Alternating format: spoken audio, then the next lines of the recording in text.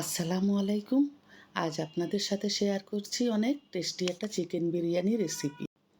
অনেক সময় দেখা যায় মশলার পারফেক্ট কম্বিনেশন এবং রান্নার প্রসেসটি ঠিকঠাক না হওয়ার কারণে বিরিয়ানিটা খেতে ভালো লাগে না। এখন আমি চলে যাব মূল রেসিপিতে। আমি এখানে ফার্মের মুরগি নিয়েছি 1.5 কেজি। দিয়ে দিচ্ছি স্বাদ মতো লবণ, 2 চামচ মরিচ গুঁড়ো, 2 চামচ আদা বাটা, 2 চামচ রসুন বাটা, 3 চামচ টক দই। আর দিয়ে দিচ্ছি 1 চামচ জিরা গুঁড়ো, 1 চামচ ধনিয়া গুঁড়া আর 1 চামচ গরম মশলা গুঁড়ো। এখানে দিয়ে দিচ্ছি 1 চামচ সয়া সস। আর দিয়ে দিচ্ছি পেঁয়াজ পেস্ট। এখানে 2 টেবিল চামচ পেঁয়াজ পেস্ট আমি ইউজ করেছি। এবার সবগুলো উপকরণ ভালোভাবে আমি মেখে 20 মিনিটের জন্য রেখে দিয়েছি। কড়াইতে দিয়ে দিয়েছি 2 টেবিল চামচ সয়াবিন তেল, 4টা এলাচ, কয়েকটা দারুচিনি আর 2টা তেজপাতা। এখন তেলটা একটু গরম হয়ে আসলে ম্যারিনেট করা চিকেনগুলো আমি দিয়ে একটু নেড়ে ঢাকনা দিয়ে দিব 5 মিনিটের জন্য। 5 মিনিট পরে ফিরে এসে আবার ভালো করে চিকেনগুলোকে নেড়ে চেড়ে আমি রান্না করব আরও 5-6 মিনিট। এইদিকে আমি পোলাওয়ের চালটা বসিয়ে দিয়েছি।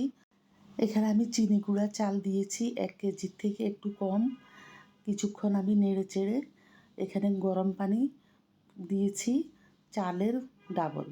আমি সবসময় একটা কথা বলি, পোলার চালের ডাবল পানি দিতে হবে। এখন এখানে দিয়ে দিয়েছি 2 চামচ গুঁড়ো দুধ দিয়ে আর একটু ভালোভাবে নেড়ে চেড়ে কিছু কাঁচামরিচ দিয়ে দিয়েছি। এখন একটু ভালোভাবে নেড়ে চেড়ে আমি যখন চালটা ফুটে উঠবে দিয়ে দিয়েছি 2 চামচ আদা দিয়ে আবার একটু ভালোভাবে নেড়ে ঢাকনা দিয়ে দিব 5-6 মিনিটের জন্য। এদিকে আমার চিকেনটাও হয়ে এসেছে আর পোলাওটাও 60% সিদ্ধ হয়ে এসেছে। এখন আমি রান্না করা চিকেনগুলা পোলাওয়ের সাথে ঢেলে দিয়েছি। এখন আমার কাজ হচ্ছে পোলাওর সাথে চিকেনটাকে ভালোভাবে মিশিয়ে নেওয়া। এইভাবে একটু ভালোভাবে মিশিয়ে নিতে হবে, তাহলে ভালোভাবে চিকেনটা পোলাওর সাথে মিশে যাবে। এখন আমি উপর থেকে দিয়ে দিচ্ছি 3 চামচ ঘি। এখন ঢাকনা দিয়ে 10 মিনিটের জন্য রেখে দিব। চুলার হিটটা রাখবো লোতে। ফিরে এসেছি 10 মিনিট পর। এখন ভালোভাবে আবার মিশিয়ে নিব।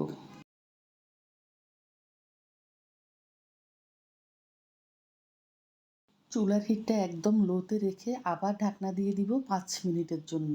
এইবার পুরোপুরি আমাদের বিরিয়ানিটা কমপ্লিট হয়ে গিয়েছে রান্না। আমি অফ ক্যামেরায় কিছু পেঁয়াজ বেরেস্তার চিনি দিয়েছিলাম, সেটা দেখানো হয়নি, আপনারা অ্যাড করে নেবেন। আমার রেসিপিটি ভালো লাগলে একটা শেয়ার করে দিবেন। নিত্য নতুন ভিডিও পেতে আমার পেজটাকে ফলো করে রাখবেন। সবাই ভালো থাকবেন। আল্লাহ হাফেজ।